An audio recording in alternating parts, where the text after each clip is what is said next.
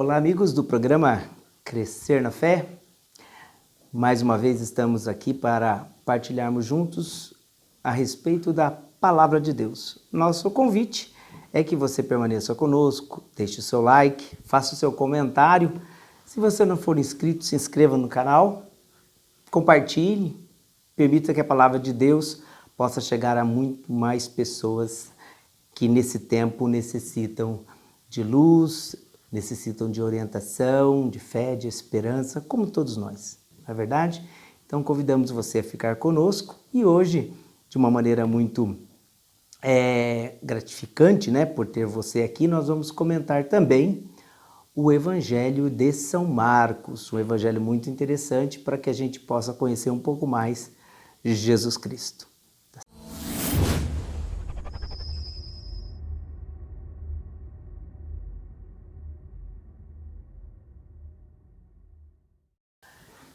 Queridos amigos aqui do canal Crescer na Fé, como já informamos, nós vamos hoje comentar um pouquinho a respeito do Evangelho de São Marcos. O Evangelho de São Marcos, que é o primeiro evangelho dentre os escritos evangélicos do Novo Testamento, e é um evangelho muito dinâmico, vamos dizer assim, de um fôlego só, e que muito vai nos ajudar também a compreender cada vez melhor a pessoa de Jesus Cristo. Porém, antes disso, vamos pedir a luz, a graça do Espírito Santo para que ele nos ajude a chegar mais perto e compreender e receber com generosidade a palavra de Deus. E assim convido você a rezarmos juntos em nome do Pai, do Filho e do Espírito Santo. Amém. Vinde, Espírito Santo, e enchei os corações dos vossos fiéis. Acendei neles o fogo do vosso amor. Enviai o vosso Espírito, e tudo será criado, e renovareis a face da terra. Oremos. Deus, que instruístes os corações dos vossos fiéis, com a luz do Espírito Santo, fazei que apreciemos retamente todas as coisas, segundo o mesmo Espírito, e gozemos sempre da sua consolação, por Cristo Senhor nosso. Amém.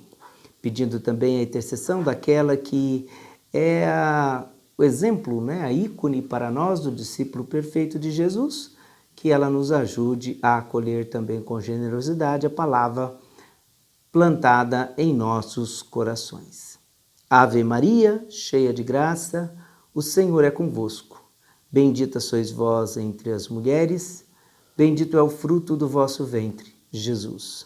Santa Maria, Mãe de Deus, rogai por nós, pecadores, agora e na hora de nossa morte. Amém. Em nome do Pai, do Filho e do Espírito Santo. Amém.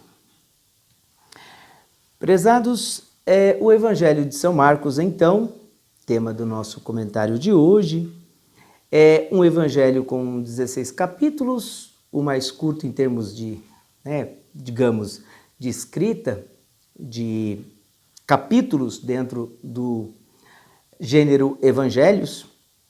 Nós o identificamos normalmente como Marcos, não é? O evangelho em si, como costumamos discorrer também, ele tem sempre sua autoria, sempre que possível, evidentemente, sua autoria, seu tempo de composição e sua teologia. Todo o evangelho, como tudo na Sagrada Escritura, tem também, evidentemente, a intenção do autor, que é de comunicar alguma notícia no evangelho, concretamente uma boa nova, por isso o nome evangelho, evangelho que vem do grego, que significa dar boas notícias ou boas novas, não é? Esse termo era muito utilizado, principalmente, por exemplo, nas cortes onde o filho do rei acabava de nascer, você tinha um comunicado da corte a ser feito, então essa palavra grega dá origem, evidentemente, ao que nós conhecemos hoje como evangelho. Portanto, o evangelho significa boa notícia ou boa nova, como também nós costumamos encontrar em alguns livros, né, e algumas definições a respeito do tema. O Evangelho de Marcos foi o primeiro a ser escrito, provavelmente pelo ano de 65, não é?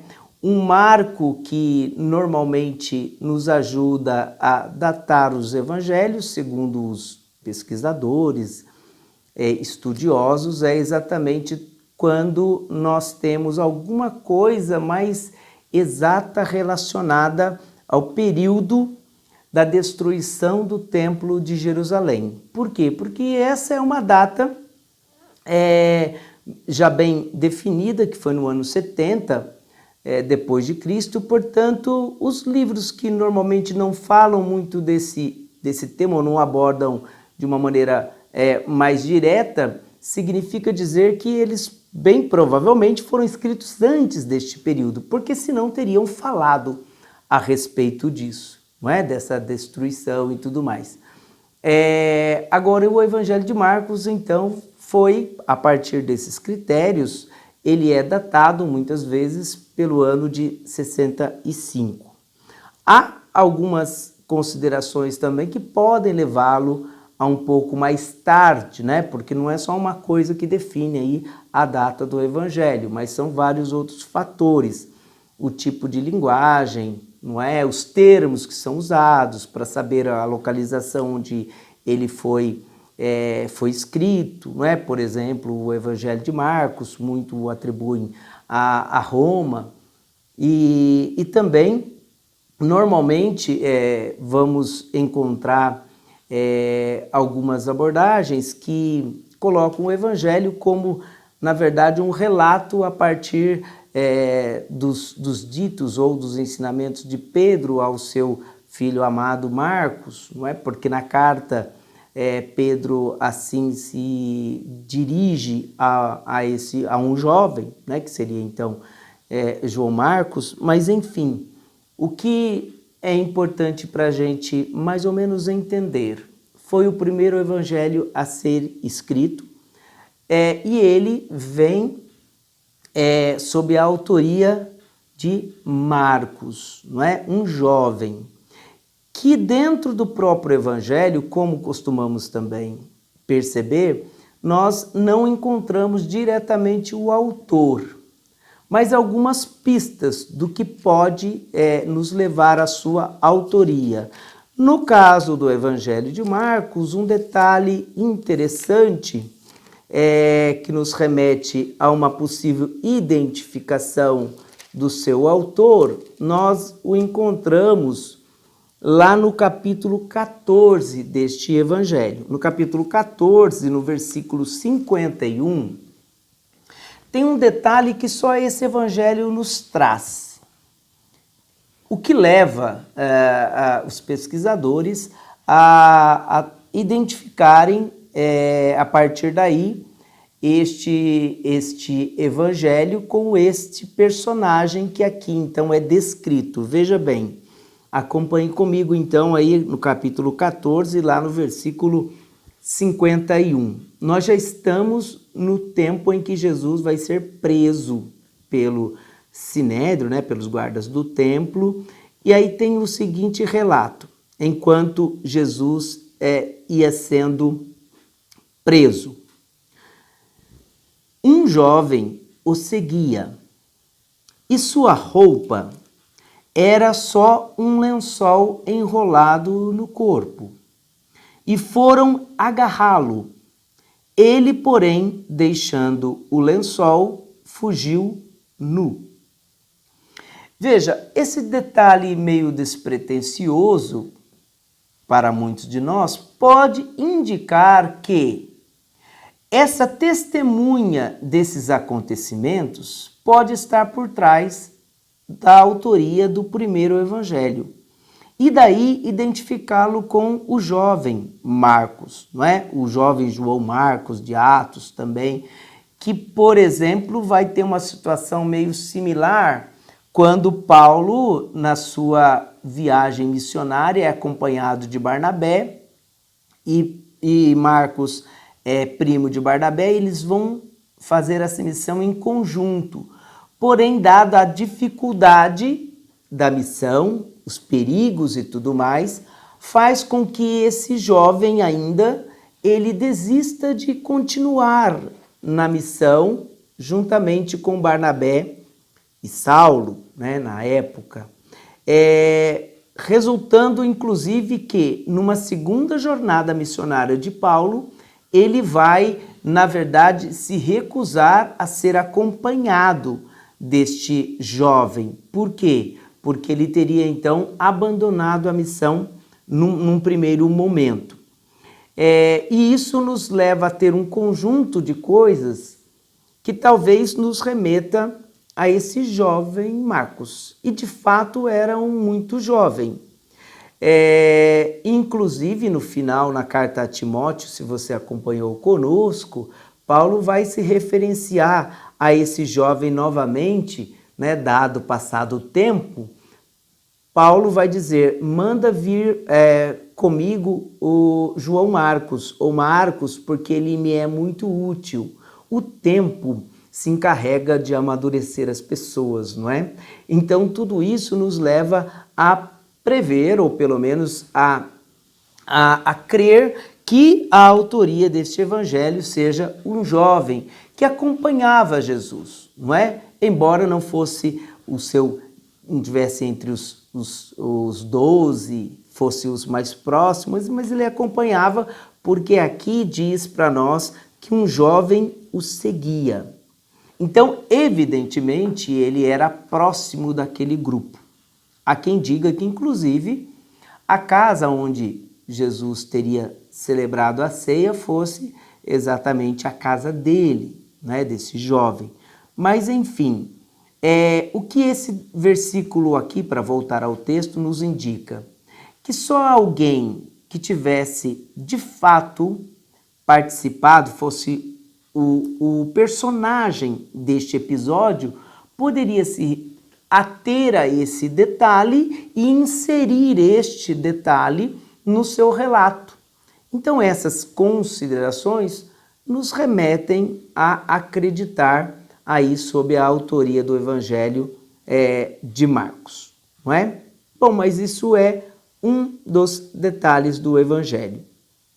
Agora, o que nos importa, de fato, como no conjunto da obra das Sagradas Escrituras, inclusive, é o que ela tem como mensagem. Nós não buscamos o autor para dar credibilidade à obra no nosso caso, embora isso fosse muito comum na antiguidade, você atribuir a alguém eminente a autoria de um livro para também trazer a ele certa credibilidade. Os evangelhos também, com certeza, eles tiveram esta influência, não é? Nem todos, mas os escritos passam por isso, inclusive algumas cartas, enfim. Mas o que nos interessa agora saber é o que temos por trás deste evangelho. Um detalhe interessante, quando abrimos o Evangelho de São Marcos, lá no seu primeiro capítulo, similar a outros tantos também, não é? Nós temos um certo prólogo desse Evangelho, que é o cartão de visita. E se você tomar comigo o capítulo 1, no versículo 1 do Evangelho de São Marcos, nós vamos ter a seguinte descrição. Princípio do Evangelho de Jesus Cristo, Filho de Deus, conforme está escrito no profeta Isaías. Eis que envio o meu mensageiro diante de ti, a fim de preparar o teu caminho. Vós que clama no deserto, preparai o caminho do Senhor, tornai retas as suas veredas. João Batista esteve no deserto proclamando um batismo de arrependimento para a remissão dos pecados. E iam até ele toda a região da Judéia e todos os habitantes de Jerusalém, e eram batizados por ele no Rio Jordão, confessando seus pecados. João se vestia de pelos de camelo e se alimentava de gafanhotos e mel silvestre. Proclamava: depois de mim vem aquele que é mais forte do que eu, de quem eu não sou digno de, abaixando-me, desatar a correia das sandálias. Eu vos batizei com água. Ele, porém, vos batizará com o Espírito Santo. Esta introdução do Evangelho de Marcos é muito interessante porque, se quiséssemos entender assim, de uma maneira resumida, o próprio Evangelho, aqui ele já resume toda a sua obra. O cartão de visita já nos dá toda a intenção do autor. Ele quer falar de um princípio. Este princípio nos remete, evidentemente, a todo novo tempo. Se você se recorda, Gênesis começa também com um atributo bastante parecido. No princípio, a terra estava informe e vazia. João, no seu evangelho, vai retomar isso de uma maneira muito mais direta. Marcos aqui fala também de um princípio. Princípio do quê? Princípio do novo tempo. Abre-se um novo tempo. Abre-se um novo momento, a ação de Deus irrompe o tempo e se manifesta na história concreta. Então ele vem dizer para nós princípio do quê? De um evangelho. Então nós temos um anúncio de uma boa notícia, de uma boa nova. Para quem? Principalmente para o povo. Por isso que ele vem na esteira dos grandes profetas, e ele chama aqui o profeta Isaías para mostrar que Jesus, que é o Filho de Deus, ele está na esteira das grandes tradições e ele vem completar, ele vem ocupar o lugar da profecia.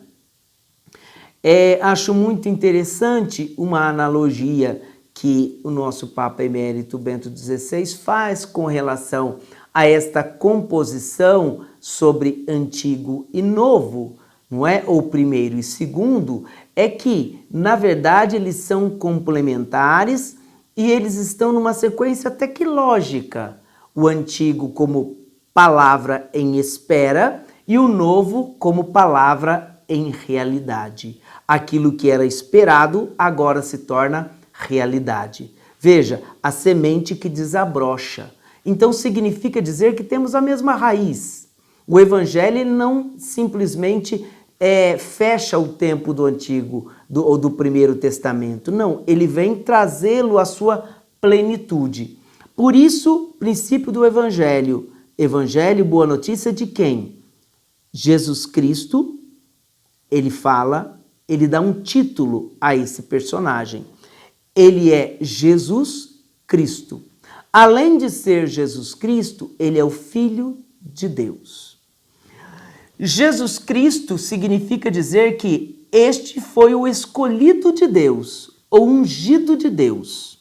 Christos, em grego, quer dizer ungido, assim como o Messias em hebraico, significa a mesma coisa, não é? Ou o mesmo qualitativo, o mesmo adjetivo aí para o sujeito, não é? Então Jesus Cristo é o Messias, ele é o ungido de Deus, mas ele também é o Filho de Deus. O Filho de Deus. Veja que coisa interessante. Aqui Marcos já diz para nós que qual é o intuito do seu evangelho? Que ao final, quando chegarmos lá, do seu relato, nós podemos chegar a esta conclusão. Que aquele Jesus, nascido na Judéia, em Belém, na Judéia, que percorreu a Galileia e que depois ele volta para a Judéia, para sua grande semana, que nós conhecemos como Semana Santa, ele realize a obra de Deus, do qual ele é filho, e leve toda a humanidade à salvação. E o toque de reconhecimento de que esse tempo está acontecendo e de que as pessoas entenderam o recado de Deus é chegar a essa constatação. Ele é o Filho de Deus. Veja que interessante. Porém, para chegar até aí, Marcos vai desenvolver o seu evangelho. E ele vai nos mostrar alguns grupos de pessoas que ele vai fazer questão de nos trazer algumas características. Dentre elas, nós destacamos aqui sempre um grupo denominado discípulos do Mestre. Então, sempre que você olhar o Evangelho, ler o Evangelho e ele se referir aos discípulos, significa dizer que ele tem algo a ensinar a quem segue este Mestre. Não é à toa que, naquele descritivo que falávamos ainda no começo, ele se refere desta maneira: um jovem que o seguia. Significa dizer que aquele que segue alguém se torna dele seu discípulo. Então, os discípulos são o objeto da atenção de Jesus durante todo o Evangelho. Você vai poder perceber sobre essa perspectiva que o Evangelho, na verdade, ele é um itinerário para a formação do discípulo. Se nós queremos entender o que é o discípulo, como ele se forma e quais são os seus valores, a gente pode seguindo o Evangelho de Marcos, descobrir isso muito bem, de uma forma muito objetiva. Então, os discípulos são a razão de ser na atenção de Jesus durante o Evangelho. Esse Jesus que é um mestre dinâmico, ele vai estar sempre em movimento. Observe isso. Jesus vai... O verbo caminhar é outro verbo que vai ser recorrente nesse Evangelho. Para dizer o quê? Que o discípulo, ele não se forma nas classes, nas salas dos grandes mestres. O discípulo se forma no dia a dia, na caminhada. No caminho é que o discípulo vai sendo formado. Tanto que esta ideia do caminho foi tão forte no início da igreja primitiva que aqueles que seguiam esta doutrina, digamos assim, ou esta revelação, este evangelho, eram identificados como os discípulos do caminho. Não é? Depois, em Antioquia, durante a missão de Paulo, é que os discípulos passarão a ser chamados de cristãos. Porém, antes disso, eram os discípulos do caminho. E Marcos trabalha de forma esplêndida essa dinâmica do caminho. É o mestre que anda e durante a caminhada ele ensina os seus discípulos.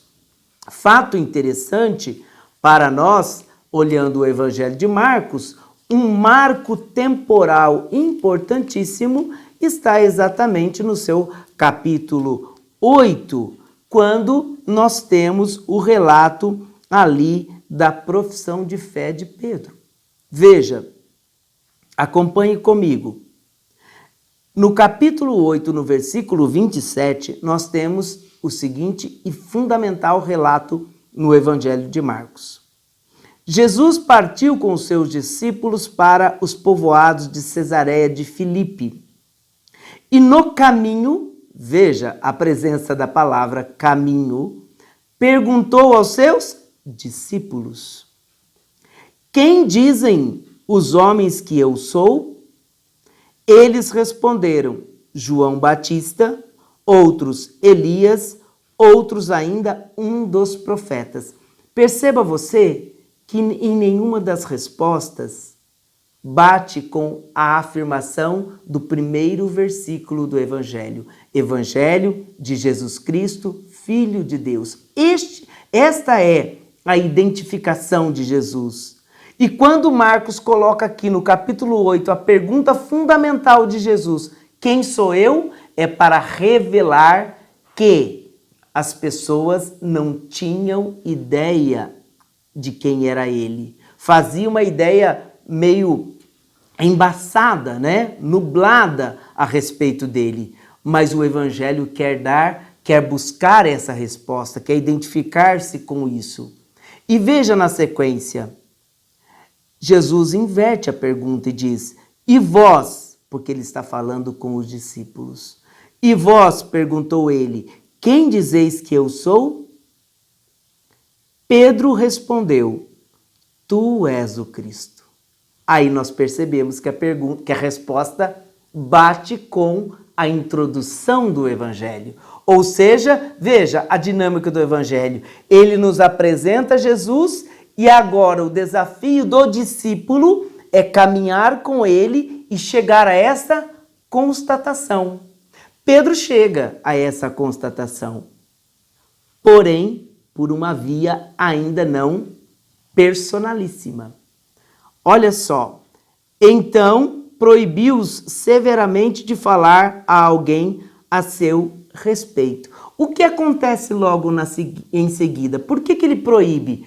Porque embora Pedro tenha falado desta forma, se olharmos o outro evangelho sinótico, o evangelho de Mateus, que vai reelaborar este mesmo episódio, no evangelho de Mateus, Jesus vai dizer, feliz és tu, Simão, porque não foi a carne nem o sangue que te revelou isso, mas o meu Pai que está no céu. E eu te digo, tu és Pedro, e sobre esta pedra edificareis a minha igreja. Não é? Então veja, esta resposta de Pedro, embora assertiva, embora certa, ela, na verdade, dependeu exclusivamente de uma graça. É Deus quem revela. E como é que nós percebemos isso? Nós percebemos porque logo na sequência, Pedro toma uma atitude diametralmente contrária a Jesus. Quando Jesus fala da cruz, ligado ao profeta Isaías, que o Marcos já havia nos informado, ele diz, não vai ser assim, o Senhor não vai sofrer. E qual é a resposta de Jesus? Afasta-te de mim, Satanás, dependendo da sua tradução, não é isso? Porque os teus pensamentos não são os meus. O que na verdade, no original, nós temos de Jesus falando para Pedro? Este afasta-te de mim, Satanás, na verdade, quer dizer, vá para trás de mim. O teu lugar não é na minha frente, o teu lugar é atrás de mim. Ou seja, o lugar do discípulo é atrás do mestre, nunca na frente do mestre. Por isso que Pedro erra fundamentalmente. Veja que Pedro tem a revelação, mas ele, enquanto discípulo, ainda não estava acabado. O Evangelho tem 16 capítulos. Ele foi até a metade, mas nessa metade é preciso decidir. Eu quero continuar com ele, mesmo sabendo que lá no futuro nos reservam a cruz, a morte e a humilhação. Os discípulos terão que fazer esse caminho, e é esse caminho fundamental para que depois, na manhã da ressurreição, a luz do Cristo ilumine e resgate todas essas realidades que fará desses homens verdadeiras testemunhas, não só do Cristo ressuscitado, mas do Cristo glorioso, que na boca de Pedro em Atos vai dizer, esse Jesus que vocês mataram, Deus o constituiu Senhor e Cristo. Ele resgata de novo a mesma definição do Evangelho de Marcos. E o curioso, para finalizar, que a grande resposta que nós teremos, complementando esta de Pedro, nós ouviremos aos pés da cruz de Cristo. Quando ele é crucificado, um centurião romano vai dizer, este era verdadeiramente um justo, o Filho de Deus. Então a resposta que Marcos desafia no primeiro versículo do seu evangelho, ela vai surgir na boca de um centurião romano. Veja a potência, a graça, o alcance da salvação de Jesus. E é para isso que o Evangelho quer nos levar, nos conduzir, para que a gente percorra o caminho. E por este caminho nós nos tornemos discípulos do Mestre.